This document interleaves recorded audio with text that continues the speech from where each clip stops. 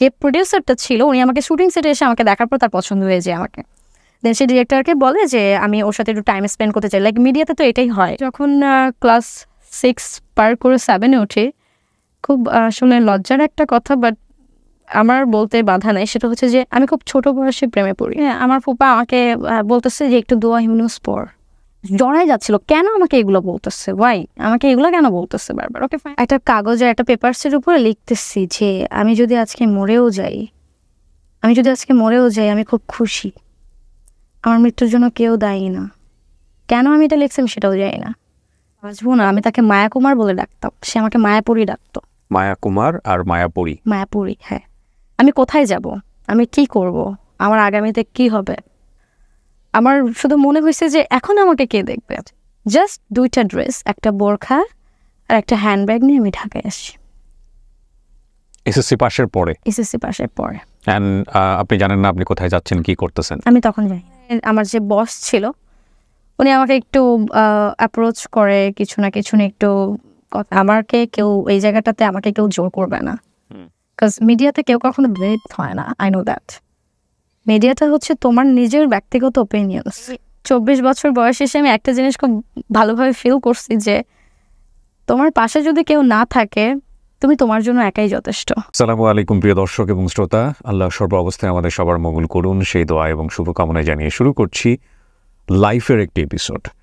যাকে নিয়ে আজকের আমার এই অনুষ্ঠানটি, তিনি আমাকে মেইল করেছিলেন এবং আপনারা নিশ্চয়ই জানেন যে আমাদের এখানে আপনার জীবনের গল্পটা বলতে আসলে আপনাদেরকে মেইল করতে হবে কিংবা আমাদেরকে ফোন করতে হবে। আমাদের ফোন নম্বর হচ্ছে 09639887777।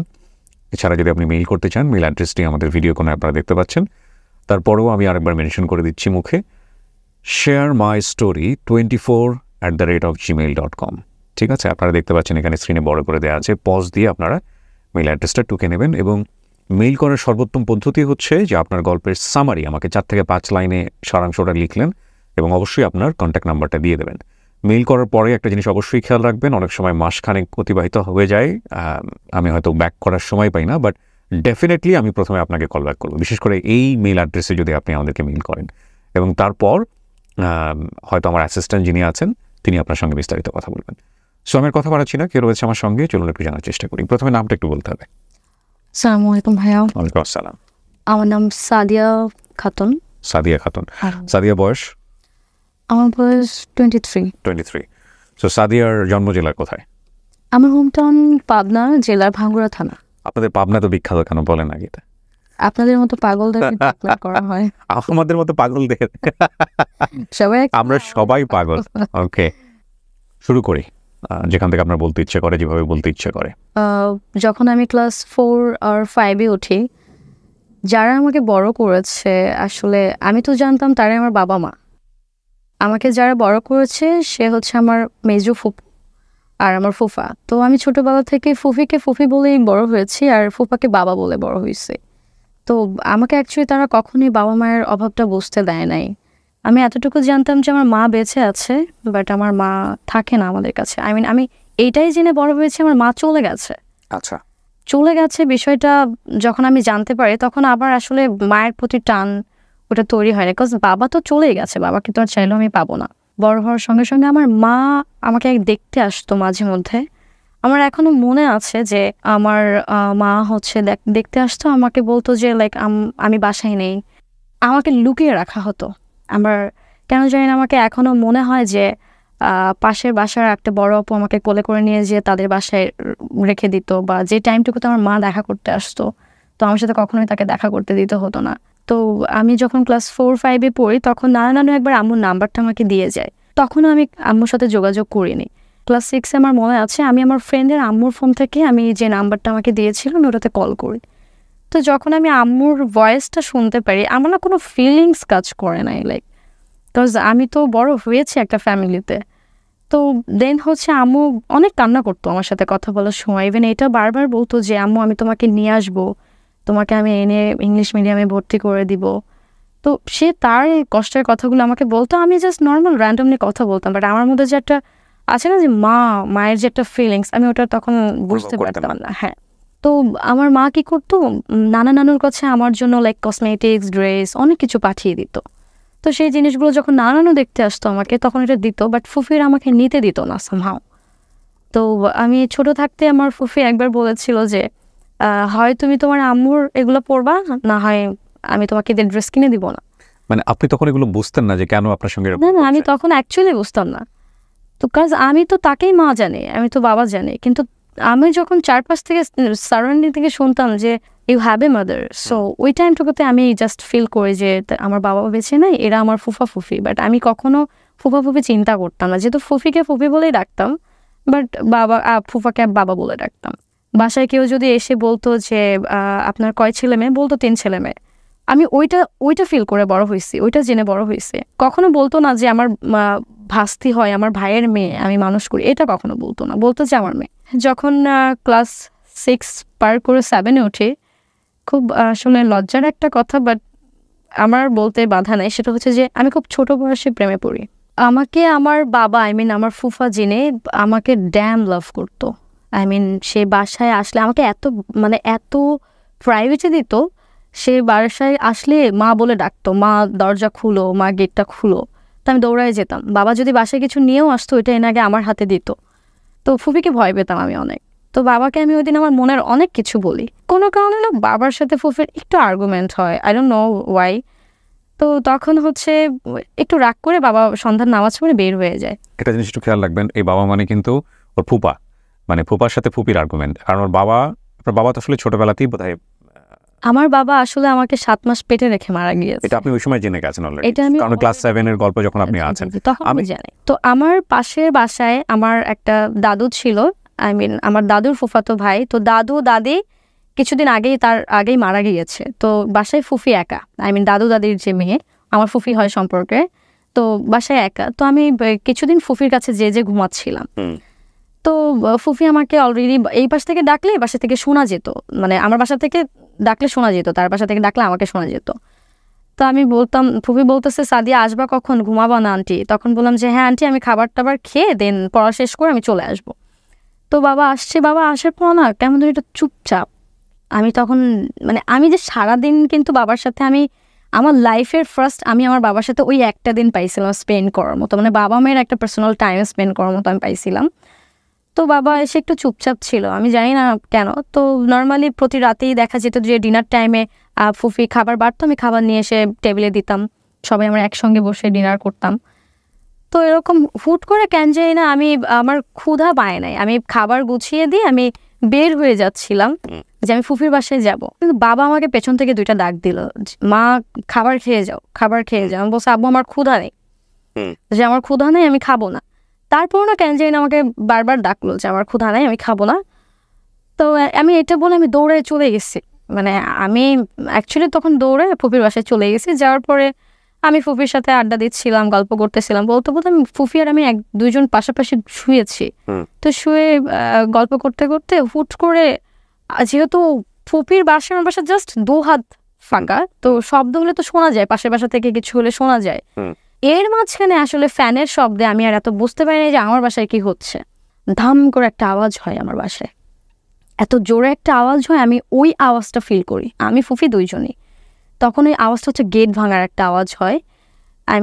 তখন আমার ভেতরে না একটা কেমন একটা ছ্যাত করে উঠছে যে কি হয়েছে, তখন চিল্লাপাল্লা শব্দ হয়েছে, চিল্লাপাল্লা বাবাকে যে এর মাঝখানে, আমার বাসার সাথেই সরকারি হসপিটাল, আমার বাবা ডক্টর ছিল, বাবাকে যে এর মধ্যে হসপিটালেও নিয়ে যাওয়া হয়েছে আমি সেটা জানি না। তারপর আমি ফুপির সাথে যাই হসপিটালে, যেহেতু আমার পাশে, একদম পাশে হসপিটালের সঙ্গে আমাদের বাসা। তো আমি দৌড়াতে দৌড়াতে যাই, ওই সময় ক্লাস 7। হসপিটালে আপনি তো বাসায় যাবেন, বাসায় কি দেখেন? না বাসায় তো অলরেডি গেট, বাসায় কেউ নাই, সবাই বের হয়ে গেছে। ও, আপনি ওখান থেকে জানতে পারলেন তার হাসপাতালে, কজ এই যে ওই ফ্যানটা চলছিল ওই টাইমে 10-15 মিনিট পার হয়ে গেছে, আমি অতটা শব্দ পাইনি, ফ্যান চল। কি হয়েছিল আসলে? আমার বাবা হার্ট অ্যাটাক করেছিল। শব্দটা কিসের? ধুম করে যে শব্দটা হলো আপনারা দূর থেকে পেলেন, ওইটা হচ্ছে বাবার হার্ট অ্যাটাক করার পরে আই থিঙ্ক সো বাবার টয়লেট হচ্ছিল, বাবা তখন লুঙ্গি পরা ছিল, তো লুঙ্গি নষ্ট হয়ে যাচ্ছিল। তো ভাইয়া লুঙ্গি আনতে যে বাসায় যে গেট তালা দেওয়া, ভাইয়া ওই লাত্তিটা দিয়ে তালাটা ভেঙে লুঙ্গিটা বের করে নিয়ে গেছিল আর কি। ওকে। তো ওই ওই লাত্তিটার আওয়াজটাই আর কি, ওই শব্দটার আওয়াজ পেয়েই আমি কিন্তু তাড়াহুড়া করে বের। তো তারপরে আমি যাওয়ার পরে দেখি হসপিটালের যে র্যান্ডমলি যে বেডগুলো থাকে, চাকা থাকে লাগানো, আই মিন ছোট যে বেডগুলো, ওখানে বাবাকে শোয়ানো। আমি যে আব্বু আব্বু করে চিৎকার দিয়ে উঠছি ওখানে, তখন আমার ফুপু আমার হাত টেনে ধরছে, মানে ফুপি কান্নাকাটি, আমার ভাইটাও কান্নাকাটি করতেছে, তখন পুরো হাসপাতাল উথাল পাথাল। তো তখন যে জাস্ট আমি বাবার সামনে যে ধাম করে দাঁড়ানোর পরে এরকম মুখের উপর একটা চাদর দেওয়া ছিল, আমি ওই জিনিসটা নিতে পারি নাই। মানে আমি এক্সপেক্ট করি নাই যে বাবা নাই। তো আমি অনেক তখন ছোট ছিলাম, তো আমি আমার ফুফাতো ভাই তার তো আমরা দুজন আপন ভাই বোনের মতো বড় হয়েছি। আমার কিন্তু বড় ভাই আছে, যেটা আমার বড় ভাইটা বড় ফুফির কাছে থাকতো, কিন্তু ওর সাথে আমার এত অ্যাট্রাকশন কাজ করতো না, যেটা আমার ফুফাতো ভাইয়ের সাথে হতো। কারণ আমরা একই প্লেটে খেয়ে বড় হয়েছি, একসাথে বড় হয়েছি, এক ক্লাস উপর পিস ছিল। আমার ভাই জাস্ট 2টা ঈদে ঢাকা থেকে পাবনাতে যেত, ওই টাইমে আমরা দুজন বারবার সেন্সার ছিলাম। তো বাবা মারা যাওয়াটা না আমি নিতে পারি নাই কোনোভাবেই, মানে হাউ ইজ ইট পসিবল। আমি মানে পুরা সারাটা দিন আমি বাবার সাথে টাইম স্পেন্ড করছি, বাবা মানে আমার হাতে লাস্ট খাবার খেয়েই কিন্তু বাবা চলে যায়। আমি আসলে বাবা মারা যাওয়ার আগে আমার লাইফের ফার্স্ট আমি একটা সম্পর্কে জড়াই। তখন ক্লাস 7 তখন আমি ক্লাস 7-এ আমার একজন আত্মীয়র সঙ্গে কোনো একটা ঈদে আমি তাকে দেখার পরে সামহাও আমি তাকে এত ডিপলি ফিল করি, লাইক কেন জানি না, তার প্রতি আমার অনেক মায়া কাজ করতো। যে মানে কেনই মায়া কাজ করছিল আমি জানি না। তার সাথে আমার ফার্স্ট দেখা হয়, ইভেন সেও আমাকে বড় হয়ে ফার্স্ট দেখে, আমার কাজিন ছিল। তো আমি তাকে আগে ভালোবাসছি, সে তখনও আমাকে ভালোবাসেনি। উনি আমার 5 বছরের বড়, 4 বছরের বড় ছিল। আমার কাছে একটা নাম্বার ছিল, যে নাম্বারে আমি অনেক ট্রাই করছি তাকে খোঁজার, কিন্তু আমি তাকে পাইনি। তো হুট করে একদিন আমার মাথায় ক্যাচ করলো যে এই নাম্বারটা আরও একজনের কাছে আছে, তার নাম্বার। তো আমি তার থেকে কালেক্ট করি সেই নাম্বারটা। কালেক্ট করার পরে আসলে সে যেভাবে ছটফট করে কথা বলছে আমি এটা আশা করিনি, যে আমি যেমনটা ছটফট করছি সেও যে একইভাবে আমার সাথে কথা বলার জন্য ছটফট করছে, আমি সেটা জানতাম না। আমি কিন্তু তখন ফুফির ফোন লুকিয়ে লুকিয়ে নিয়ে কথা বলতাম। সে ওই দিন থেকে আমাকে এমন ট্রিট করেছে, আমার তাকে কখনো মনে হয় যে this is my new relationship, this is my first relationship, আমার এমনটা ফিল হয় নাই। আমাদের সম্পর্ক চলছিল, তো এর মাঝখানে বাবা মারা গেল। তো বাবা মারা যাওয়ার পরে আমার ফুফিরা 1 মাস পরে হজে চলে যায়। তো একদিন রাত্রেবেলা সামহাও আমি অনেক টেনশন করছিলাম, ঘুমের মধ্যে রাত 1টা বাজে অনেক বাজেভাবে চিৎকার করে উঠি, অনেক জোরে চিৎকার করে উঠি। আর এই চিৎকার করার পরে আমার মাথা ব্যথা, আমার মাথা পেইন শুরু হয়ে যায়। তখন আমার পাশের বাসায় ফুফি ছিল, যে পাশের বাসায় মামা মামি ছিল, তারা দৌড়ায় আসে, কী হয়েছে। তো এরকম আমার কোনোভাবেই আমার মাথা ব্যথা কমে না। আমাকে যে মেডিকেলে নিয়েও যাওয়া হয়, আমার পাশে যেহেতু হসপিটাল, মেডিকেলে নিয়ে যাওয়া হয়। তো সেখানে ডক্টর আমাকে দেখার পরে বলছে যে এই ট্রিটমেন্টটা আমাদের হসপিটালে নেই, ওনাকে পাবনা সদর হসপিটাল আর রাজশাহীতে নিয়ে যেতে হবে, বিকজ এই ট্রিটমেন্ট আমাদের এখানে নেই। আমাকে অলরেডি 2-3টা ঘুমের ইনজেকশন দিয়ে দেয়, কিন্তু তারপরে কোনোভাবেই আমার ইমপ্রুভ হচ্ছিল না। আমি ওই রাতটাতে আমার প্রচুর বাম সাইডে মাথা যন্ত্রণা, যেটা চিৎকারের মতো অ্যাকচুয়ালি একটা পেইন ছিল। আমার আপন যে বড় ভাই আল্লামা কি, ও কিন্তু বড় ফুফির কাছে বড় হয়েছে, আমি আমার মেজো ফুফির কাছে বড় হয়েছি। তো ওই টাইমে যখন দেখলাম আমি সিক, সে দৌড়ে আসছে। আসার পরে আমার ভাইয়া আমাকে সঙ্গে করে ঢাকায় নিয়ে আসে। আমি যেহেতু পাবনাতে থেকেছি, আমাকে সঙ্গে করে ঢাকায় নিয়ে এসে আমাকে ডক্টর দেখায়। ডক্টর বলে যে আমার মাইনর স্ট্রোক হয়েছে। ক্লাস 7-এ থাকা অবস্থায়? ক্লাস 8-এ তখন আমি, আমার বড় ফুফা আমাকে সাইকোলজিস্টের কাছে নিয়ে যায়। তো উনি জানতে চায় what's your problem actually, what happen to you. তো আমি তখন একটা কথাই বলতাম যে আমার খুব কষ্ট হয় আমার বাবা মায়ের জন্য। আমার ছোটবেলা থেকে আমি বড় হয়েছি সবাইকে হারাতে হারাতে বড় হয়েছি, আমি একটার পর একটা মরা লাশ দেখে বড় হয়েছি। তো ওই টাইমে আমার যে রিলেশনটা যার সাথে ছিল, সামহাও কোনো একটা কারণে তার সাথে আমার একটু মিসআন্ডারস্ট্যান্ডিং হয়। ঢাকা থেকে ভাঙ্গুড়াতে, পাবনাতে যখন ব্যাক করি, আমার ফুফিরা কিন্তু হজে থেকে আসে। আর যেদিন হজ থেকে আসে তার পরের দিন আমার লাইফ পুরো মোড় ঘুরে যায়। আমি জানি না আসলে ওই টাইমে কেন তাদের মুখটা গম্ভীর ছিল, বাট তার ঠিক 2-3 ঘন্টা পরেই আমার ভাইয়া একটা কথা বলে ওঠে। আমার দাদু দাদি আমার ভাইয়ার কাজিন, তারা সবাই ছিল যে এই বাসায় 3 জনের বেশি 3.5 জনও থাকবে না। আই মিন 3 জন হচ্ছে আমার ফুফি, ফুপির 2 ছেলে, আর আমি তো মেয়ে ছিলাম, আমাকে দিয়ে তো 4 জন। ভাইয়া একটা কথা বলে উঠে যে এই বাসায় 3 জনের বেশি 3.5 জনও থাকবে না।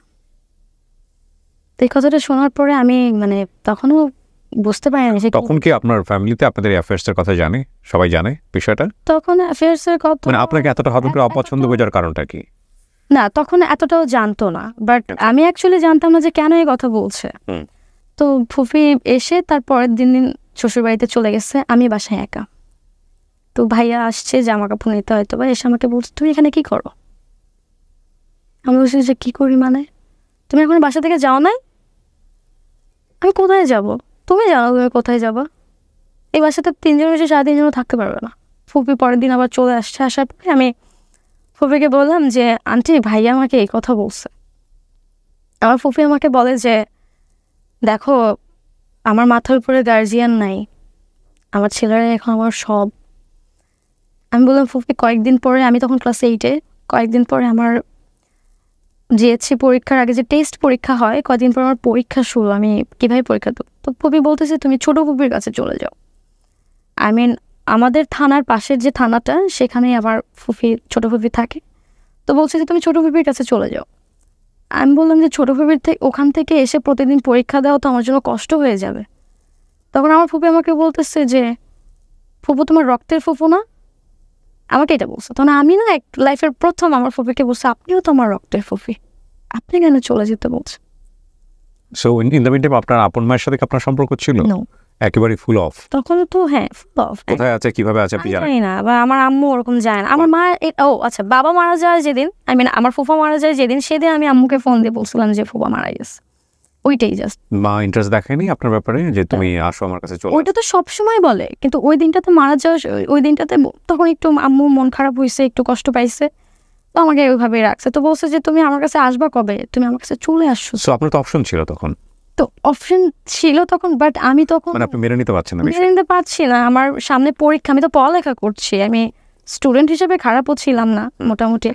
তো আমাকে চলে যাওয়াটা দেখে আমাকে আমার বাসার পাশে আন্টিরা অনেকবার আটকানোর ট্রাই করছে, তুমি আমার বাসায় থাকো, আমার কাছে আসো, আন্টিরা আক্রমণে নিয়ে যাও। আর আমি কারোর কথা শুনি নাই, আমি বাসা থেকে বের হয়ে যাই। বের হয়ে যাওয়ার সময় আমি তখন জানি না আমি কোথায় যাব। মনে পড়ে যে পাশের এলাকা হচ্ছে আমার ছোট দাদু থাকে, ছোট দাদুর বাসা, আমি ছোট দাদুর কাছে চলে যাই।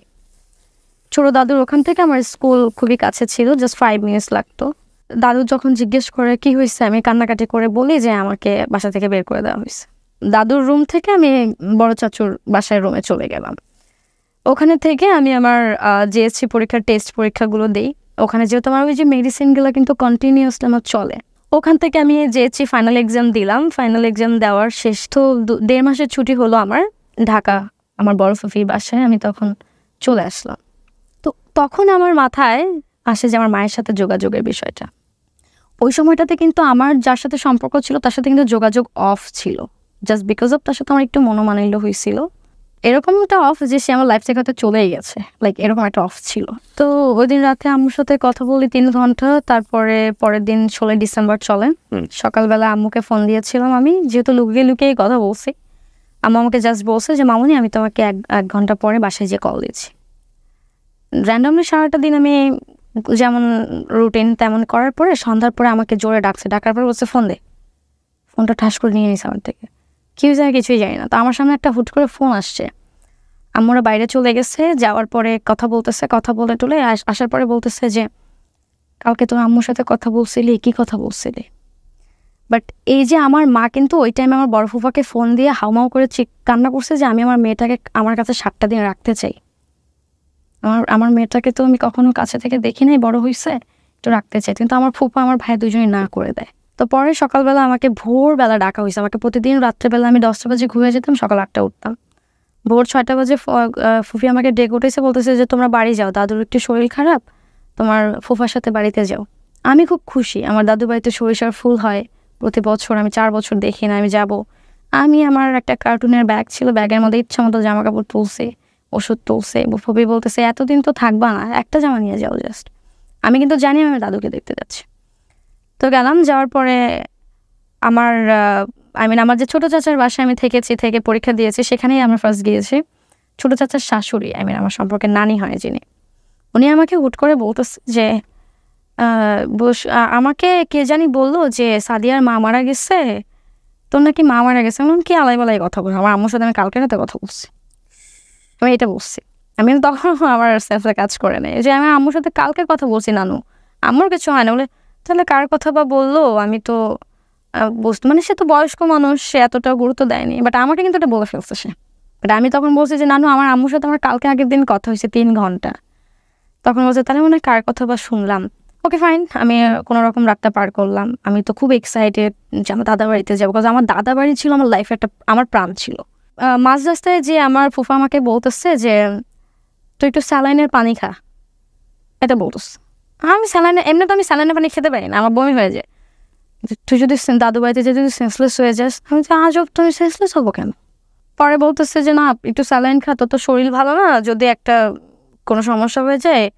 তো আমি কি করছি, ফুফা ওইদিকে তাকাইছে, আমি মুখের মধ্যে স্যালাইন এদিকে ফেলে দিচ্ছি, ফুফা এটা টেরও পায় না। তখন আমাকে ফুফা আরেকটু রাস্তা যেতে যেতে বলতেছে যে চল আজকে তোর নানু বাড়িতে যাই। এদিকে আমি মনে মনে বলতেছি সূর্য আস্তে কোন দিকে উঠছে, যে যারা আমাকে কোনোদিন নানুর বাড়িতে যেতে দেয়নি, মায়ের সাথে যোগাযোগ রাখতে দেয়নি, সে আমাকে বলতেছে যে নানুর বাড়িতে যেতে। তখন বলতেছে যে তোর খালামণি, আমার বড় ভাই সবাই আসছে, চল তো নানাকে একটু দেখে যাই। আমি আরও খুশি।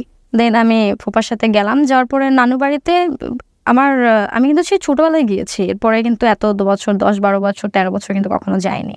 মানে মার চেহারাই মনে নাই? মাকে তো দেখিনি আমি, আমার মাকে তো আমি কখনো দেখি নাই। আমার ক্লাস বেবি ওর যখন 1-এ উঠি, তখন হয়তো আমাকে স্কুলে একবার দেখতে আসছিলো, কিন্তু লুকায় ফেলছিল আমাকে। ওই যে বললাম, মানে মার সাথে কোনোদিন কখনোই দেখা হয় না আমার মায়ের সাথে। তো তারপরে আমার বড় বড় শক্ত করে আমার হাতটা খালি ধরেছিল। সে ভেতরে ভেতরে কেন জানি না একটু ভয় ভয়ে ছিল, যেটা আমি ফিল করছিলাম। আমার শক্ত, আমার কিন্তু হাত ছাড়ে নাই। আমি বোরখা পরতাম, হেজাব করতাম, আমাকে একদম পরীর বাচ্চার মতো লাগতো লিটারেলি। তো ওই সময় আমার ফুপা আমাকে বলতেছে যে একটু দোয়া হিমনুস পড়। আমি আসলে তখন ওই সময়টা আমার কাছে জড়াই যাচ্ছিল, কেন আমাকে এগুলো বলতেছে, ওয়াই আমাকে এগুলো কেন বলতেছে বারবার। ওকে ফাইন, আমি যখন বড় নানুর বাসায় আমাদের যাইতে হয়, তো আমার নানুর বাসায় পাট দিয়ে বড় নানুর বাসায় যেতে 2-3টা বাসা পরে আমি বড় সামিয়ানা টানানো দেখি। আমি ভাবছি যে হয়তো কারোর বিয়ে, কারোর মুসলমানের অনুষ্ঠান বা কিছু একটা। উঠানের উপরে চেয়ার দিয়ে অনেকেই বসে টসে আছে। তো আমাকে দূর থেকে দেখার পরে আমার মামা নানু সবাই আগে আসছে, বাট কেউ কোনো রকমের টু শব্দও করে না। এসে আমাকে জড়াই ধরে আম্মু কেমন আছো, নানু কেমন আছো। এমনও কেউ বলতেছে যে লাখির মেয়ে আসতেছে, কত সুন্দর দেখা যায়, দেখ পরীর বাচ্চা লাখির মতোই দেখা যায়, লাখির মতো কত উঁচা লম্বা হয়েছে। তো এরকম করতেছিল। ফুফা আমাকে তখনও শক্ত করে হাত ধরে আছে। আমি বাসার ভেতরে ঢুকতে একটা কাঠের বাক্স আমার চোখের সামনে পড়ে। আমি তখন জাস্ট এইভাবে বলছি যে কি হয়েছে। আমি চারপাশে একটু কান্নার আওয়াজ পাচ্ছিলাম, বাট আমাকে দেখার পর সবাই থেমে গেছে, সবাই এভরিবাডি। আমি জাস্ট বলছি কি হয়েছে। তখন কতক্ষণ কন্ট্রোল করবে ফুফা। 2টা দিন পরে আমাকে বলতেছে, তখন আমাকে আমার ফুফা হাত ছেড়ে দিছে, বলতেছে তোর মা নাই, এটা বলছে। তখন বলছে নাই, কই গেছে। আমিও তখন আমার অ্যাকচুয়ালি ঘুমের ওষুধ চলতেছিল। আমি লিটারেলি ওই টাইমটুকুতে আমি জাস্ট সাইকোটিকই হয়ে থাকতাম। আমি এত ভালোভাবে সব কিছু কেয়ার করতাম না, জাস্ট নিচে বসে পড়ি। আর কোনো মুখ দিয়ে কথা বের হয় নাই, কান্নাও করি নাই। পাশ থেকে সবাই প্যাম্পার করতেছে, বাট আমি কাউকে দেখতে পাচ্ছি না, কারোর কথা শুনছি না। আমি লিটারেলি আমার জগতে, আমি কোথায় গেছি আমি জানি না। দেন চোখে মুখে পানি দেওয়ার পরে সবাই পাশে থেকে নানুরা সবাই বলতেছিল যে ওকে একটু কান্না করাও, ও তো এইভাবে মারা যাবে, আমি তো 8টার লেগে মারা যাব। আমি তো কান্না করতেছি না, বা আমি কোনো কথা বলতেছি না, এটা একদম আটকে গেছে আমার। তো আমাকে সবাই কান্না করতে বলছে। আমার ভাইকে আমি দেখতে পাচ্ছি, আমার ভাই ওইখানেই বসে আছে। আমি নিজেই হেঁটে হেঁটে আমার ভাইয়ের কাছে গেলাম, যে আমার ভাইয়াকে জীবনের প্রথম আমি গায়ে হাত তুলি, সবার সামনে আমি আমার ভাইয়াকে একটা থাপ্পড় মারি, সবার সামনে। মায়ের আদর খাইতে তোমার এত ভালো লাগে, আমাকে বলতেই ভুলে গেছো। তখন আমি জানতে পারি যে আমি যে অসুস্থ ছিলাম, মায়ের মারা যাওয়ার খবরটা আমি নিতে পারবো না, আমিই মারা যাবো, আমাকেই বাঁচাইতে পারবে না। যার কারণে আমার মা যে মারা গেছে, মারা যাওয়ার পরে আমাকে 2 দিন পরে মায়ের লাশ দেখাইছে, বিকজ অফ আমার মায়ের পোস্টমর্টম হয়েছে। Post-mortem exactly. কেন? বিকজ অফ আমার মা ছিল উনি ফার্স্ট অনেক ভালো ছিল, যেটা আমি জানতাম। বিয়ের 4-5 বছর পরে উনি ডুবে যায়। তারপর আমার মাকে অনেক বাজেভাবে টর্চার করতো। আমার মা যেটা আর্নিং করতো সেটা নিয়ে নিত। আমার অ্যাকচুয়ালি আপনার মা সুইসাইড করে? না, আমার মা সুইসাইড করে, তাহলে মাকে postmortem মেরে ফেলা হয়।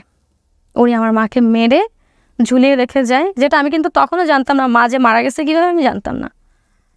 আমি মায়ের কাছে যে আমার লাইফের প্রথম আমার মায়ের মুখ দেখলাম। That's the point. ওরা মা কীভাবে মারা গেছে that is not the point. Point actually ওর মায়ের মুখ জীবনে প্রথম দেখেছে, এবং সেটা হচ্ছে এই অবস্থায়। আমি বহুবার বলেছি জীবন নাটকের চেয়ে অনেক অনেক বেশি নাটকীয়। আমার তখন মায়ের মুখটা দেখার পর আমার জাস্ট বারবার ফুপির মুখটা ভেসে উঠছিল আমার সামনে। মাকে অনেক ডাকলাম, আমাকে অজু করালো আমার নানু, অজু করে আমি, নানু বললো যে মাকে ছুঁয়ে দেখো, আম্মুকে ডাকো। আমি আম্মুকে আমার মা এত সুন্দর ছিল, মানে মনে হচ্ছিল যে পার্লার থেকে আম্মুকে সাজায় নিয়ে আসা হয়েছে। বাট তখন আমি জানতাম না আম্মু কীভাবে মারা গিয়েছে। বাট কপালের এখানে একটা দাগ ছিল, রক্তের দাগ ছিল, এখানে একটু দাগ ছিল, এখানে একটু দাগ ছিল। কিন্তু এত সুইট চেহারা, আমার কাছে মনে হচ্ছিল যে আমি আমার আছে না যে চকলেটের মতো লাইক এরকম। আমি মাকে ছুঁইলাম, ডাকলাম অনেকবার, আম্মু সারা শব্দ দেয় নাই। ফার্স্ট অফ অল আমি কিন্তু আমার ফুপা, আমি আমার বাবার মৃত্যুটা মেনে নিতে পারি নাই, যেটার জন্য আমার লাইফে আমি অসুস্থটা হই। তারপর মা মারা যাওয়ার পর আমি পুরো পাথর হয়ে যাই। মানে আমাকে যদি দুটো মারাও হইতো আমি ব্যথা পাইতাম না ওই টাইমটুকুতে। তো তারপরে আমরা ঢাকায় ব্যাক করি। ব্যাক করার পরে আমার ঘুমের ওষুধ চলে অনেক ভারী ভারী। তো আমার মা মারা যাওয়ার ঠিক 2 দিন পরে আমি ফুপার বাসাতে আমি ভুলে 2টা মেডিসিন একসাথে খাই। আমি খেয়াল করি নাই, খাওয়ার পরে খুব বাজে রিয়াকশন হয় আমার, যেটা হচ্ছে আমার হাত পা পুরো ভার হয়ে যায়। তো ওই টাইমে আমি বেডের উপরে বসে ভাইয়ার কম্পিউটারের ডেস্ক থেকে আমি একটা ব্লেড নিয়ে আমার নখ কাটছিলাম। ওইটা দুপুরবেলা ছিল, তো আমি নখ কাটছিলাম। আমি কিন্তু র্যান্ডমলি মানে খাওয়া দাওয়া করে, বাট 2টা মেডিসিন যে একসাথে আমি ঘুমের ওষুধে 2টা খেয়ে ফেলছি, আমি এটা খেয়াল করি নাই।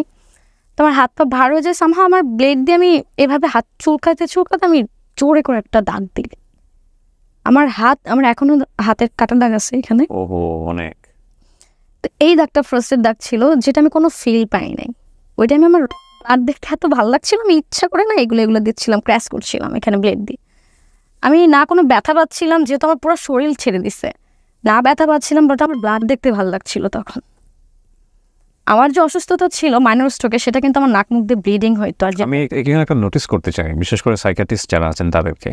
আমি তো মানুষের জীবন গল্প নিয়ে কাজ করি এবং কাজ করেছি লম্বা সময় ধরে। এই যে ও যেটা বললো না, যে ওর হাতে একটু দেখাই, হাতটা এরকম করে, আপনি ক্যামেরায় ধরেন, হ্যাঁ আপনার হাত দেখতে পাচ্ছেন। এই দাগ আমি শত শত দেখেছি, এবং আমি আজ পর্যন্ত কোনো ছেলের শরীরে পাইনি এই দাগ, সবই মেয়েদের শরীরেই। এবং আরেকটা ইন্টারেস্টিং ইনফরমেশন হচ্ছে এই দাগগুলোর পেছনে বিহাইন্ড দ্য স্টোরি যেটা থাকে, একটা প্রেমের সম্পর্ক মোটা দাগে। এবং কিন্তু ওর ক্ষেত্রে আমি যেটা পেলাম ডিফারেন্ট। আমার কথা সেটা না, আমার কথা হচ্ছে যে কোন ডিপ সেন্সে গেলে, কোন ধরনের সেন্সে গেলে একটা মানুষ শরীর থেকে রক্ত বের করে দিতে পছন্দ করে। এটা নিয়ে আমি সাইকিয়াট্রিস্টদের প্রচুর ভিডিও দেখেছি, বাংলাদেশের সাইকোলজি নিয়ে অনেকেই কাজ করছেন, কিন্তু আমার কাছে কেন জানি মনে হয় বাংলাদেশের খুব ব্রডার স্পেক্টে যে প্রবলেমগুলো আমাদের ব্যক্তিগত জীবনে আমরা ফেস করি, সেগুলো টাচ করতে পারে এরকম টপিকগুলোর সংখ্যা খুবই কম, বা এগুলো নিয়ে ডিসকাস হয় খুবই কম। আজকেও যে হাতের কাটা একটা দেখালো, আমার মনে হয় যারা সাইকিয়াট্রিস্ট আছেন, যারা আমার শোতে দেখে থাকেন, তারা যদি কেউ ইন্টারেস্টেড হন কথা বলার জন্য এইসব বিষয় নিয়ে, দে ক্যান মেইল মি, আমাকে মেইল করতে পারেন। আমি এই বিষয়গুলো নিয়ে ইন ফিউচারে হয়তো বা একটু ডিফারেন্ট কাইন্ড অফ পডকাস্টিং নিয়ে আপনাদের সামনে আসবো ইনশাল্লাহ। ঘুমের মেডিসিনের রিয়াকশন, বাট আমি কিন্তু ঘুমের ওষুধটা 2টা খেয়েছি, বাট আমি বুঝতে পারিনি। পরে সুস্থ হওয়ার পরে কিন্তু আমি চেক করে দেখেছিলাম যখন 2টা ওষুধ নাই। ওকে, সো কাটার পর কি হলো? তো কাটার পরে আমার হাতে এত ব্লাড, মানে এত পরিমাণে বাজেভাবে ব্লিডিং হয়েছে। আমি তখন কি করছি, আমি একটা কাগজে একটা পেপারসের উপরে লিখতেছি যে আমি যদি আজকে মরেও যাই, আমি খুব খুশি, আমার মৃত্যুর জন্য কেউ দায়ী না। কেন আমি এটা লিখছি আমি সেটাও জানি না। তারপর আমার যখন সেন্স ফেরে 6 থেকে 7 ঘন্টা পরে, দেন হচ্ছে আমি দেখি আমি হসপিটালের বেডে, আমার হাতে ব্যান্ডেজ করা, আমার পাশে আমার ফুফি, আমার বড় ভাইয়া। এই খবরটা অলরেডি জানাজানি হয়ে গেছে। দেয়ার আর এভরিওয়ান থিঙ্ক অ্যাবাউট ইট যে আমি সুইসাইডাল অ্যাটেম্প্ট করছি। আপনার সম্পর্কটা তখন কেমন? আপনার তখন আমার সাথে যোগাযোগ বন্ধ, তার টোটালি যোগাযোগ অফ। লাইক ওই কারণে কি আপনি ফ্রাস্ট্রেটেড ছিলেন? নো, বললাম না আমার মা মারা যাওয়ার পর আমি লিটারালি জাস্ট শকে পাথর হয়ে গেছিলাম। এক্স্যাক্টলি, অনেকগুলো ডেথ, অনেকগুলো মৃত্যু মাত্র এই অল্প বয়সে, যখন ও ক্লাস 8-এ পড়ছে। জি, মানে এটা আপনি চিন্তা করে দেখতে পারেন, ক্লাস 8-এ পড়া টিনেজ বয়সে মার মুখ প্রথম দেখা, সেটা হচ্ছে মায়ের মৃত মুখ। সো মানে খুব সহজে রিলেট করা যায় বিষয়গুলো। ওকে, তারপর দেন হচ্ছে আমি হাসপাতাল থেকে কি হলো? হাসপাতালে আমার ফুফা যে ডিরেক্ট আমার হাতে ফোন দিল, আমার এইভাবে এনে তোর ফোন, এই ফোনের জন্যই এত কাহিনী, তো ফোন নেই। তারা ভাবছে যে আমার যে রিলেশন, যেহেতু সম্পর্কের কথা তারা জানে, যেহেতু যখন ফুফি শেয়ার করছে যে সাদিয়া কিন্তু আমাকে এগুলো শেয়ার করছে, তার মানে ওটার কোনো, হ্যাঁ, তখন বলছে যে এই ফোনের জন্য এত কিছু, ফোন নেই।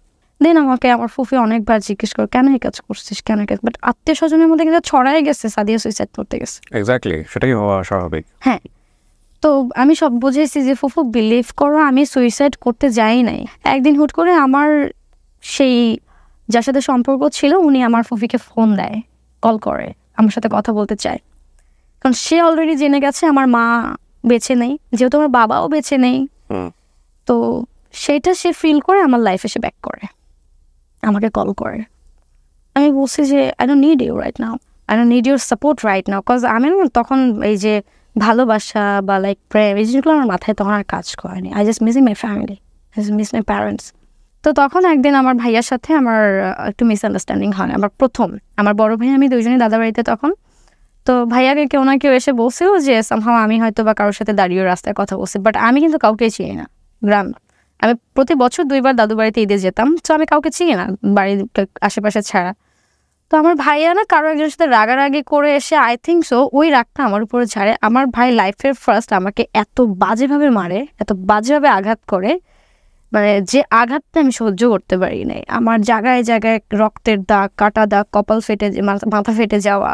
আমার ভাই আমাকে অনেক বাজেভাবে আঘাত করে। তা আমি তখন, আমার কাছে তো লটস অফ মেডিসিন, ঘুমের ওষুধ অনেক, যেহেতু আমার ডেইলি খেতে হয়, 49টা খেয়ে ফেলি। আমি কি করছি, ঘুমের ওষুধ খাওয়ার পরে আমি নতুন একটা কমলা কালারের ড্রেস পরছি, নতুন ড্রেস, যেটা আমি ফার্স্ট ইউজ করলাম ওই দিন। নতুন ড্রেসটা পরে আমি দোয়া কালাম পড়তে পড়তে, আর ওই যে আমার যে মানুষটাকে আমি হারাইছি, আই মিন ভালোবাসার মানুষটাকে, তাকে ফোন করছি। সে ফোন রিসিভ করছে, রিসিভ করার পরে বলছে যে, আমি জাস্ট বলছি যে আমি মনে হয় আজকে বাঁচবো না। আমি তাকে মায়া কুমার বলে ডাকতাম, সে আমাকে মায়াপুরী ডাকতো। মায়া কুমার আর মায়াপুরী? মায়াপুরী, হ্যাঁ। মায়া কুমার, আমি মেবি আজ আর বাঁচবো না। তোমাকে বলছো আমার কি, যাও মরে যাও। তারপরে আমার আর বাঁচার ইচ্ছাই মরে যায় ওই টাইমে। আমার ওই যে চোখ বন্ধ হয়, 9 দিন আমি বেঁচে ছিলাম না আসলে। 9 দিন কোথায় ছিলেন? কোমায় ছিলাম আমি। মানে পরের স্টোরিটা কার কাছ থেকে শুনেছেন? আপনাকে পরের স্টোরিটা আমার ভাইয়া বলেছে, ফুফি বলেছে।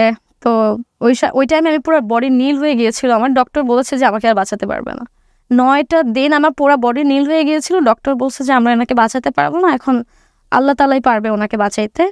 আপনারা আত্মীয় স্বজন যারা আছে তাদেরকে খবর দেন, দেখে যেতে বলেন, আমরা বাঁচাতে পারবো না। তো আজকে আপনার এখানে আসবো বিধায়, আপনার সাথে দেখা হবে বিধায় ওই দিন আমার কেনি আঙুল নাড়া দিয়ে উঠছে 9 দিনে। তো বাই দ্য ওয়ে, আর sense of humour is so good. এটা হয়তো অনেকটা আপনারা দেখতে পাবেন না, ভিডিওতে অনেক কিছু এডিট করে ফেলতে হয়েছে। ওকে, বাই দ্য ওয়ে, হ্যাঁ, সো প্লিজ। আমার কেনি আঙুল নাড়া দিয়ে উঠে আমি বেঁচে যাই। আমি তখন তো ডক্টর আশ্চর্য হয়ে যায়, বাট আমার উপরে তখন আমার ফুপির আরও রাগ। তখন আমার ভাইয়াকে অ্যাটলাস বলেই ফেলে যে ওকে বিষ খায় মেরে ফেললি না কেন, মরতে গেছে কেন, মরতে গেল কেন। সবাই আমার উপর রাগ স্বাভাবিক, কারণ আমি নামাজ কালাম পড়ে বড় হয়েছি। একটা মজার বিষয় হচ্ছে যে এই আচরণগুলো সাধারণত যারা করেন তারা অনেক বেশি সিম্প্যাথি পাওয়ার জন্য করেন। অনেক বেশি মানুষ তাদেরকে ইমোশনালি অ্যাটাচ হোক, ভালোবাসার দিক বুঝুক, এটার জন্য করেন। কিন্তু আসলে যারা রাগী মানুষ, এইসব জিনিস দেখে রাগে, তারা কিন্তু এইসব দেখে আসলেই সিম্প্যাথাইজ হয় না, তারা আরো বেশি রেগে যায়। তো আমি সুস্থ হয়ে যাওয়ার পর কিন্তু আমাকে কেউ দেখতে আসে না, আমার জাস্ট বড় ভাইয়া আসে, মানে ঢাকা থেকে বড় ভাইয়া যায়, যাওয়ার পরে ভাইয়া তখন মাথায় হাত রেখে একটা কথাই বলে যে লাইফ ইজ সো টাফ, কেবলমাত্র শুরু, এখনো অনেক দূর যেতে হবে তোমাকে। আমার বড় ফুফু আমাকে একটা কথা বলেছিল যে সাদিয়া তুই তো লাইফ থেকে মায়া কাটিয়ে ফেল, এই মায়া তোর জীবনটা ধ্বংস করে দেবে। ইটস ডেফিনেটলি ট্রু যে ওই মায়া আমার জীবনটা ধ্বংস করে দিছিল ওই টাইমে। তো দেন আমি এসএসসি পরীক্ষা, যেহেতু আমি বড় হয়েছি কিন্তু আমার নিজের বাসায় ফুফির কাছে, তো সেখানে আমি না থেকে আমি আসলে হোস্টেলে যেতে হয় আমাকে হোস্টেলে যেয়ে আমার হোস্টেল খরচ চালাইছিলাম আমি তখন। প্রথম আমার লাইফের ফার্স্ট ইনকাম আমি টিউশনি করাই তখন। তখন এসএসসি পরীক্ষার আগে এসএসসি পরীক্ষার আগে আমি তখন আল্লাহ দিলে একটু সুস্থ, ভালো মানে সুস্থ ছিলাম, বাট মাথা ব্যথাটা ছিল। মানে হোস্টেলে আপনাকে যেতে হলো কেন? কারণ আপনি কোথাও আসলে কমফোর্ট ফিল করছিলেন না? না, আমি নিজে থেকে আর কোথাও যাই নাই। অ্যান্ড দেন কিভাবে চলবো তখন থিঙ্ক করলাম যে আমি যে সাবজেক্টগুলো ভালো জানি আমি সেই সাবজেক্ট টিউশনি করাতে পারি। Okay fine. তো আমি 6টা বাচ্চাকে টিউশনি করতাম। মান্থলি আমার 3000 প্লাস আমার কাছে আসতো। 3000 প্লাস ওই সময় 3000 টাকা দিয়ে আমার সুন্দর চলে যেত। আমার হোস্টেল খরচ কম ছিল, 1800 টাকা টোটাল ছিল, খাওয়া সহকারে সবকিছু মিলে 1800 টাকা ছিল। জাস্ট সিট ভাড়া ছিল হচ্ছে আপনার 700 টাকা। দেন ঢাকাতে নো পাবনাতে। তখন আমাকে আমার ফ্রেন্ডরা বলতো যে তোর নিজের বাসা এখানে, তোর বাসা থাকলে তুই হোস্টেলে কেন থাকিস? আমি বলছি this is my opinion, it's my choice. তো হোয়াট এভার ইট ইজ, আমি এতটা গুরুত্ব দিতাম না, অ্যাভয়েড করে যেতাম বিষয়গুলো। আমি কোথায় যাব, আমি কি করব, আমার আগামীতে কি হবে, আমার জীবনটা ঘুরে যায়। তখন ওই সময়টাতে আমার শুধু মনে হয়েছে যে এখন আমাকে কে দেখবে, এখন কে দেখবে আমাকে। তবে এসএসসি পরীক্ষা দিতে পেরেছিলাম আমার বড় ভাইয়ের জন্য, আই মিন আমার ফ্যামিলির, আমার বড় ফুফাতো ভাইয়ের জন্য, বিকজ অফ ভাইয়া আমাকে রেজিস্ট্রেশনের টাকা পাঠিয়েছিল, যার কারণে আমি এসএসসি পরীক্ষাটা দিতে পারি। যেহেতু ছোটোবেলায় স্কাউটিং করতাম আমি, তো আমার স্কাউটের একটা বড় ভাই ছিল, বাট ওই সময় তার সাথে আমার ফ্রেন্ডশিপ ছিল, একটা গুড বন্ডিং ছিল। তো ঢাকায় থাকতো, তো তার সাথে আমার যোগাযোগ হওয়ার পরে সে আমাকে ঢাকায় বলে যে তুই চলে আয়, আমি স্কাউটিংয়ে অনেক ভালো ছিলাম, গার্লস গাইড কমান্ডার ছিলাম রাজশাহী বিভাগে। তো তখন আমি চলে আসি ঢাকাতে। আসার পরে ও একটা হেলথ ল্যাবে জব করতো, তো ওর সাথে যে ওর সিনিয়র বা ওর সমবয়সী যারা কলিগরা ছিল, তো সেই আপুর একটা বাসায়, মানে আমার হেলথ ল্যাবের পাশে, তখন মিরপুর শেওড়াপাড়াতে, সেই আপুর বাসায় আমাকে সে উঠায় দেয়। আমার জীবনের স্ট্রাগলটা ওই জায়গা থেকে শুরু হয়ে যায়, ওই পয়েন্টটা থেকে, যখন আমি 2টা জামা নিয়ে, 2টা ড্রেস নিয়ে, জাস্ট 2টা ড্রেস, একটা বোরখা আর একটা হ্যান্ডব্যাগ নিয়ে আমি ঢাকায় আসি এসএসসি পাশের পরে। আপনি জানেন না আপনি কোথায় যাচ্ছেন, কি করতেছেন? আমি তখন জানি না। আমার কাছে জাস্ট 260 টাকা ছিল। মাথার উপরে হাত রাখার মতো কেউ নাই, জবাবদিহিতা করার কোনো জায়গা নাই, এবং খুবই টিনেজ একটা বয়স। তখন আমার 17 বছর বয়স। আমার স্কাউটের বড় ভাইয়া ছিল, তো ওই সময় ও আমার এত ভালো বন্ধু হয়ে যায়, তুই তো করে একটা বন্ডিং হয়েছে। ওকে আমি অন্তু বলে রাখতাম।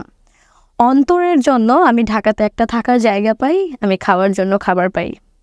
অন্তর নিজে জব করে আমাকে 1000-2000 টাকা দিত যে তুই কিছু কিনে খা, তোর বাসা ভাড়া, আমাকে 3 মাসের ভাড়াও দিয়েছিল। আমি কিছুই করি না তখন, আমি কি করব? আমার কাছে তখন ফোন ছিল না, আমার তখন একটা বাটন ফোন ছিল, আমার স্মার্টফোন ছিল না যে আমি স্মার্টফোনের মাধ্যমে আমি জবের জন্য অ্যাপ্লাই করবো, আমি কিছু করব। তো ইন দ্য মিন টাইম অন্তরের সাথে আমার ওই টাইমে মানে আছে না যে লাইক মনে হচ্ছিল যে ও ছাড়া তখন আমার কেউ নাই, বাট ও কিন্তু আমার বড় ভাই প্লাস আমার বন্ধু হয়ে গেছে তখন, বিকজ অফ ওই টাইমে ওরও রিলেশনশিপ ছিল। এমন না যে ওর সাথে আমার কোনো রিলেশন ছিল, কিছুই না, ও জাস্ট আমার ফ্রেন্ড ছিল। করোনা চলে আসলো, মানে আমি আজকে করোনা হয়ে মারা গেলে হয়তো আমাকে কেউ দেখতে পারবে না, না ভাইয়া দেখতে পারবে বা না কেউ দেখতে পারবে না ওই টাইমটাতে। করোনার মাঝখানে ব্যাক করার পরে আমি একদিন আমার একটা ফ্রেন্ডের স্মার্টফোন ও আমাকে দেয়, ওর যেহেতু এক্সট্রা একটা ফোন ছিল, দেওয়ার পরে আমি ওই ফোন থেকে আমি কয়েকটা জায়গায় জবের জন্য অ্যাপ্লাই করি। আমার একদিনে 6টা জব হয়। একদিনে আমি মিনিমাম 20টার মতো অ্যাপ্লাই করছি, একদিনে আমি 20টার মতো সিভি পাঠাইছি, এক এক জায়গায় ড্রপ করছি, যেটা বিডি জবস যেটাকে বলা হয়। তো আমাকে আমার ফ্রেন্ড 5000 টাকা দিয়ে আমাকে হেল্প করে, দেন আমি 5000 টাকা দিয়ে জবে জয়েন করি। জয়েন করার পরে আমার স্যালারি ছিল 18,000, 15,000 টাকা আলোচনা সাপেক্ষে। আমি 3 মাস জবে, আমার কাছে ওই টাকা মনে হয়েছে আমি লাখ টাকা পাইছি। 3 মাস চাকরি করার পরে আমি কিছু টাকা জমানোর পরে আমার একটা ফোন, এমার্জেন্সি একটা ফোন, আমি নিজে টাকা দিয়ে ফোন কিনি, নতুন করে একটা ফেসবুক অ্যাকাউন্ট করি। আমার লাইফে আমি একটা মানুষকে না ভুলতে পেরে কোনোদিন কোনো রিলেশনে যেতে পারিনি। মানে তখন কি রিলেশনশিপটা আপনার ব্রেকআপ হয়ে গেছে ওর সঙ্গে? আমার সাথে কোনো যোগাযোগ নাই তার, মানে কোনো লাস্ট কোনো ওয়ার্ড ছিল না? কোনো যোগাযোগ নাই, তাকে অনেক ভালোবাসছি আমি। মানে আপনি ব্যাপারটা কেমন ছিল যে আপনি তার জন্য ওয়েট করছিলেন সে আপনার সঙ্গে যোগাযোগ? আমি জানতাম সে আর ফিরবে না, কোনো কারণে আপনাদের মিসআন্ডারস্ট্যান্ডিং হয়েছে। তারপর আমি তাকে কখনোই ভুলতে পারি নাই, আমি ওই সময় তাকে কখনোই ভুলতে পারি নাই। বা আমি এখন যদি দাঁড়িয়ে বলি, আমি আজও তাকে ভুলি নাই, সেটা আমি আজও তাকে ভুলি নাই। তো ওই চিন্তাটা করে আমি অ্যাকচুয়ালি কখনো রিলেশনশিপে যেতে পারি নাই, কোনো রিলেশনে যেতে পারি নাই। টাকাকে আমি জিনিসটা চিনে গেলাম, দিস ইজ মানি অ্যাকচুয়ালি। তো দেন হচ্ছে একদিন আমি যেখানে জব করছিলাম সেখানে আমার যে বস ছিল উনি আমাকে একটু অ্যাপ্রোচ করে, কিছু না কিছু নিয়ে একটু কথা বলে, যেটা আমার আসলে একটু পছন্দ হয়নি। উনি আমাকে একটু টিচ করে বসে, যেটা আমি শুরুতে একটু ভয় পাই। বা তখন আমি আসলে ওই লাইফটা, আমি ঢাকার শহর তো তখন ভালো মতো চিনি না, জানি না আমি মানুষজনকে। Double meaning sentence. এক্স্যাক্টলি।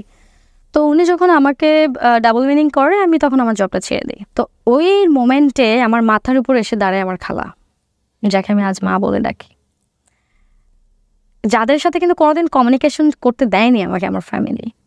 তো ওই সময় আমি আমার খালামণিকে পাই, ওখানে আমি আমার আরেকটা ফ্যামিলি পেয়ে যাই। মানে স্ট্রাগলের মাথায় এসে আমি শুরুতে এসে আরেকটা ফ্যামিলি পেয়ে যাই। তো ওই সময় আমার নিজের একটা কলিগ, উনি আমাকে বলে যে, আমাকে সবাই জান্নাত বলে ডাকতো, যেহেতু আমার ভালো নাম হচ্ছে সাদিয়া জান্নাতি। কলিগ উনি আমাকে বলে যে, জান্নাত ম্যাম, আপনার মানে লুক অনেক সুন্দর, আমার নিজের একটা বাইং হাউস আছে, আমি আপনার কিছু ছবি তুলতে চাই। কে বলে এটা? আমার একটা কলিগ, ওনার নিজের একটা বাইং হাউস ছিল, যেহেতু উনিও চাকরি ছেড়ে দিয়েছিল কোনো একটা রিজনে। তো তখন আমি রাজি হয়ে গেলাম যে ছবি তো উঠাবে, সমস্যা নেই। তো তখন হচ্ছে ছবির হাটবাজার নামে একটা অ্যাপস ছিল তো ওই সময়। তো তখন আমার 10 থেকে 12টা ছবি তোলার পরে আমাকে না উনি 5,000 টাকা আমার হাতে দেয়। আমার মাথায় তখন একটা চিন্তা আসে যে আমি যদি 1 মাস কষ্ট করে 18,000 টাকা স্যালারি পাই, আর একটা ছবি তুলে যদি একটা দিন যদি আমি 5টা ড্রেস পরে ছবি তুললাম, আমাকে 5,000 টাকা দেওয়া হলো, এটাই তো আমার জন্য গুড অপশন। এইখান থেকে আমি যখন 3-4টা ছবি আপলোড করলাম, দেন দেখি আমার ফেসবুক অ্যাকাউন্টে কেউ মিডিয়া রিলেটেড আমাকে নক করছে। আমি ধীরে ধীরে মিডিয়ার সাথে যুক্ত হয়ে গেলাম। ওকে। দেন মিডিয়ার সাথে যুক্ত হয়ে যাওয়া বলতে গেলে প্রথম এখানে মিডিয়া বলতে যেটা বোঝাচ্ছে উনি, সেটা হচ্ছে shoot like YouTube media, actually not mainstream media. কারণ উনি আসলে বেশ কিছু কাজ করেছেন, আমি যেটা দেখেছি নাটকগুলো বেসিকলি আপনার হচ্ছে সোশ্যাল মিডিয়ার জন্য নির্মাণ করা হয়। ওকে, ফাইন। বাট ফটোশ্যুটের জায়গাটাতে আমি কখনোই, মানে আমাকে কেউ কোনো ইঙ্গিত করেনি, কেউ কোনো ডাবল মিনিং করেনি, কেউ কোনো বাজে কথা বলেনি। তো অ্যাট লাস্ট আমার 4-5টা কাজ হয়ে যাওয়ার পরে আমাকে একজন মিউজিক ভিডিওর জন্য আমাকে নক করে। তো তখন ফার্স্ট গান হচ্ছে আসিফ আকবর ভাইয়ের প্রথম গানে আমি প্রথম শ্যুট করি। বাট আমি কিন্তু তখন আসলে জানতাম না যে অ্যাক্টিং লাইক কীভাবে করতে হয়। বাট ছোটবেলা থেকে নাচ গান। এটা রিলিজ হয়েছে আসিফ আকবর সাহেবের? এটা অনেক আগে আসলে এই ভিডিও আমি নিজে আর খুঁজে পাই না। ওকে। তো তখন আসলে ফার্স্ট অফ অল আমি যেটা জানতে পারি সেটা হচ্ছে মিডিয়াতে গিভ অ্যান্ড টেক বলে একটা সাবজেক্ট ইউজ হয়, যেটা কম বেশি আমরা সবাই জানি। বাট ওই সময়টাতে আমি ফার্স্টে তো এত জানতাম না এটা। তো আমিও হ্যারেস হয়েছি মিডিয়াতে। হ্যারেসটা এমন হয়েছে যে আমাকে কোনো শুটিংয়ে গেলে আমাকে কেউ কিছু বলে নিয়ে যেত না। ফার্স্ট আমাকে এটা বলতো না যে তোমার সাথে আমার এটা এরকম কিছু একটা হতে পারে বা এরকম আমরা কিছু করতে পারি। তো আমি শুটিংয়ে যাওয়ার পরে একদিন আমি হ্যারাসমেন্ট শিকার হই। আর যে হ্যারাসমেন্টের শিকারটা আমার জন্য মানে এতটা ব্যাড ইফেক্ট ছিল, যেটার জন্য আমি শুটিং সেট থেকে বের হয়ে আসছিলাম। আমার লাইফের ফার্স্ট কজ আমার একটা কথা আমার মাথায় ছিল যে আমার কাছে মনে হয়েছে যে আমি ঠিক, সব ঠিক, আমাকে কেউ এই জায়গাটাতে আমাকে কেউ জোর করবে না। বিকজ মিডিয়াতে কেউ কখনো ব্রেক হয় না, আই নো দ্যাট। মিডিয়াটা হচ্ছে তোমার নিজের ব্যক্তিগত ওপিনিয়ন্স। আমি যখন জানলাম যে আমার যদি নিজের ইচ্ছা থাকে 2টা টাকা বেশি ইনকাম করার, আমার যদি লোভটা থাকে, আমি তার সাথে যেতে পারি, হোয়াট এভার ইট ইজ। এটা আমার ইচ্ছা, ব্যক্তিগত ইচ্ছা। আমার যদি মনে হয় যে না, আমি সারাদিন শুধু কাজ করব, কাজ করার সময় যার সময় পেমেন্ট নিয়ে যাব, এটা করতে পারি। তো আমি কিন্তু অলরেডি হ্যারাস হয়েছি, তারপর আমি বের হয়ে গেছি। হ্যারাসটা কোথায় হয়েছে? যে ডিরেক্টর ছিল উনি অ্যাকচুয়ালি আমাকে কোনো অফার করেনি, উনি কোনো বাজে অফার করেনি, কিছুই না। বাট যে প্রডিউসারটা ছিল উনি আমাকে শুটিং সেটে এসে আমাকে দেখার পর তার পছন্দ হয়ে যায় আমাকে। দেন সে ডিরেক্টরকে বলে যে আমি ওর সাথে একটু টাইম স্পেন্ড করতে চাই। লাইক মিডিয়াতে তো এটাই হয়, রাইট? মিডিয়াতে এরকমটাই হয়ে আসে, অনেকেই হয়তো বা কেউ বলে বাট কেউ বলে না। সো আমার জায়গাতে আমি এরকম একটা হ্যারাসমেন্টের শিকার হই। বাট আমি তখন আসলেও এই জায়গাটা এতটা ভালো, তখন আমি প্রফেশনাল না, আমি জাস্ট ফার্স্ট মানে নিউ ফেস। সো তখন আমি শুটিং সেট থেকে বের হয়ে যাওয়ার পরে আমার পেমেন্ট ছিল 5,000 টাকা তখন, ওই সময়ে 4-5টা কাজের পরে। দেন হচ্ছে আমাকে ভাইয়া নিজে এই 2,000 টাকা বিকাশে পাঠিয়ে দেয়, যেহেতু আমাকে শুটিংয়ে নিয়ে আসা হয়েছে, আমি এখান থেকে বের হয়ে গেছি। ওই দিন রাত্রেবেলা শুটিং শেষ করে যে ভাইয়া আমাকে নিজে বলে যে আপু মিডিয়াটা হচ্ছে এটা। ওনার কথা মাথায় রেখে আমি গত 4 বছর মিডিয়াতে কাজ করছি, আর যে কথাটার জন্য আমি মিডিয়াতে সুন্দরভাবে কাজ করতে পারছি, কোনো বাজে অফার থেকে শুরু করে এভরিথিং আমি সুন্দর করে মেনটেন করে কাজ করতে পারছি। তো আমি যখন আমি মিউজিক ভিডিও কাজ করতে করতে হঠাৎ করে আমার নাটকের অফার আসে, তো আমার অ্যাক্টিংয়ের প্রতি একটু আলাদা একটা ফ্যাসিনেশন ছিল। তো তখন আমি অ্যাক্টিংয়ে ঢুকে যাই। অ্যাক্টিংয়ে ঢুকে যাওয়ার পর থেকে আমার মিউজিক ভিডিওর দিকে আর তাকাতে হয়নি, তখন আমাকে আর পেছন ঘুরে তাকাতে হয় না। তখন আমি মোটামুটি সপ্তাহে 3 দিন 4 দিন ইনকাম করছি। তখন আমি অ্যাকচুয়ালি টাকা কখনোই গুছাইতাম না। আমার না নিজস্ব কোনো ব্যাংক ব্যালেন্স ছিল, না পার্সোনালি কোনো ব্যাংক ব্যালেন্স ছিল, আমি কখনোই কিছু করতাম না, আমি জাস্ট খরচ করতাম। তারপরে আমি আমার যে স্ট্রাগলিং যে লাইফ টাইম, আমার যে আপুর সাথে শেয়ারে থাকতাম, সেখান থেকে আমি সাবলেট নিলাম। সাবলেট মানে এক রুমে আমি রুম নিলাম, কিছু ফার্নিচার করলাম, মানে একটা বেড করলাম। একটা লেখাপড়ার কি অবস্থা তখন? আমি লেখাপড়া তখন কন্টিনিউয়াসলি করছি। ওকে, মানে লেখাপড়ার পাশাপাশি হচ্ছে করোনার সময় তো 1 বছর এমনি তো আমাদের সবার লস হয়ে গেছে। তো তারপরে আমার যে মিডিয়া যে আমি যে ইনকাম করছি সেটা দিয়ে আমি কলেজে ভর্তি হই। কলেজে ভর্তি হওয়ার পরে আমি আর্টস সাবজেক্টটা নিয়ে যেতাম, আমি কিন্তু সায়েন্স পড়ে আসছি। মানে ওর যেটা হয়েছে যে নিজের পয়সা ইনকাম করে নিজে পড়াশোনা করছে, নিজের খরচ নিজে চালাচ্ছে এবং ভবিষ্যৎটা নিজের হাতে গড়ার চেষ্টা করছে। রাইট। সো ইন্টারমিডিয়েট পাস করলেন আপনি ওই সময়টাতে? না, ইন্টারমিডিয়েট পাস করার আগ মুহূর্তে হচ্ছে আমার মোটামুটি আমি বেশ কিছু কাজ করে করে অনেকটা এগিয়ে আসছি। এইচএসসি আমার 21-এ পরীক্ষা দাও, 22-এ আমি সার্টিফিকেটটা পাই। এগুলো সব নিজের পড়াশোনা নিজের খরচ, নিজের টাকায় আমি করেছি। ইভেন আমি আমার বাসা শিফট করি, আমি মানে পুরো একটা ফ্ল্যাট নিয়ে আমার বড় ভাইকে আমি আমার কাছে নিয়ে আসি। মাশাআল্লাহ। এখন কি মানে আপনারা দুজন একসঙ্গে থাকেন? এখন আপাতত একসাথে নেই, ভাইয়া already married, he have a baby right now. তো আমি আমার ভাইয়াকে নিয়ে এসে, ইভেন দেন ওই সময় আমার ভাইয়া বেকার, আমার ভাইয়া কিছু করে না। সো আপনি সাপোর্ট দিয়েছেন? আমি সাপোর্ট দিয়েছি। ইভেন আমি আমার ভাইয়াকে পরিচিত বড় ভাইয়ের মাধ্যমে জবেও ঢুকিয়েছি ওই টাইমে। তো আমরা 2 ভাই বোন ভালোই চলছিল। রাইট নাও আপনি পড়াশোনা করছেন? এখন আমি পড়াশোনা আমি ছাড়িনি, কজ এটা আমার মানে আমি এখন বিএসএস ডিগ্রি করছি রাজশাহীতে। তো আমি 2nd বর্ষে আছি। তো আমার আর 1.5 বছর আমার পড়ালেখা শেষ হয়ে যাবে। এর মাঝখানে আমার যে বড় ফুপি, উনি কিন্তু আমার সাথে কখনোই যোগাযোগ অফ করেনি।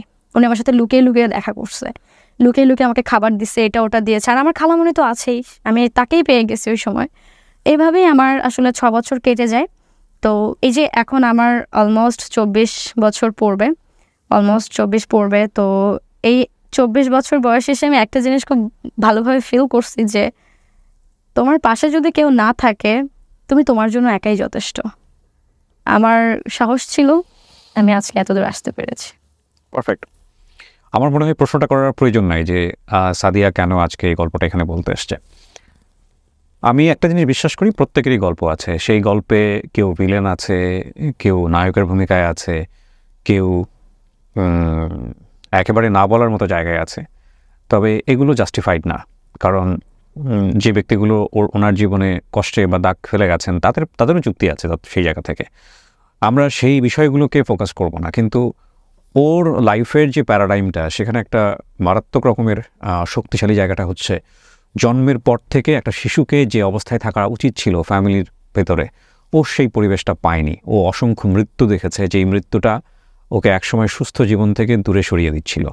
তারপরও ও থেমে যায়নি এবং ও বারবার ঘুরে দাঁড়ানোর চেষ্টা করেছে। আমাদের মতো এরকম পিতৃতান্ত্রিক সমাজে, যেখানে প্রতি মুহূর্তেই একটা মানুষ একটা ঘটনাকে আমরা বিভিন্ন জাজমেন্টের মুখোমুখি নেই, সেখানে একটা মেয়ের এরকম বয়সে নিজের পায়ে দাঁড়ানো এবং গণমাধ্যমে বা মিডিয়াতে বা যেটাই বলি না কেন সেখানে কাজ করে লোকচক্ষুকে উপেক্ষা করে নিজের জীবনে বেঁচে থাকার জন্য প্রচেষ্টা বা ইচ্ছা গ্রহণ করা এতটা সহজ নয়। তারপরেও বেঁচে থাকতে হবে, জীবনকে সামনের দিকে এগিয়ে নিতে হবে। সাদিয়া সেই কাজটাই করেছে। আমি আরেকটা কথা বলতে চাই, সেটা হচ্ছে যে আমার স্ট্রাগল ছিল 6 বছর।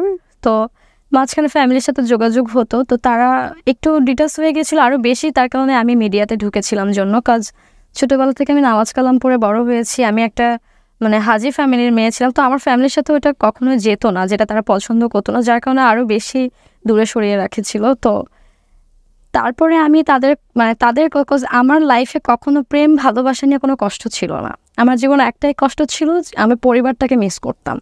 আমার অসুস্থ হলে আমার পাশে কাউকে পেতাম না। আমার মানে আছে না, খুব খুব কষ্ট হলে আমার ফুপিকে আমি আমার ফুপিকে অনেক মিস করি ট্রুলি। যেটা আমার বাবার কথা অনেক মনে পড়ে।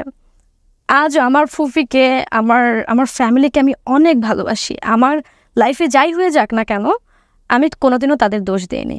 বিকজ আমার কাছে মনে হয়েছে যে আমার ভাগ্যে যা ছিল তাই হয়েছে। আর আমি ওই চিন্তা করে আমি মিডিয়াটা যতদিনই কাজ করেছি, মিডিয়াটা লিভ করে দিয়েছি আলহামদুলিল্লাহ। মিডিয়াতে এখন আপনি কাজ করছেন? না, আমি আসলে আমার প্রফেশন ছিল না, আমি তো প্যাশন হিসেবেই কাজ করেছি। আমার কখনো নায়িকা হওয়ার ইচ্ছা ছিল না, বিকজ আমার ওই সময় মাটি শক্ত করা। টু সার্ভাইভ, বেঁচে থাকার জন্য মানুষ অনেক কিছুই করে। তো প্রিয় দর্শক এবং শ্রোতা, অনেক ধন্যবাদ সাদিয়া। সামনে অনেক দিন পরে আছে। You are 24, you are just only 24, but আপনার লাইফের এক্সপিরিয়েন্স আমি বলবো আপনার বয়সের চেয়ে ডবল। সো এটা একটা অ্যাসেট জীবনের জন্য, এটাকে কাজে লাগিয়ে আপনি সামনের দিকে এগিয়ে যাবেন এই প্রত্যাশায় থাকলো। আজকের গল্পটা একটা শান্ত নদীর মতো, আপনি যদি অনুভব করতে পারেন তাহলে অনেক কিছুই নিজের জায়গাটা থেকে রিয়েলাইজ করতে পারবেন। আর যদি জাজমেন্টে নেন সাদিয়া ভালো না মন্দ, তাহলে এই গল্প আপনার কোনো কাজে লাগেনি।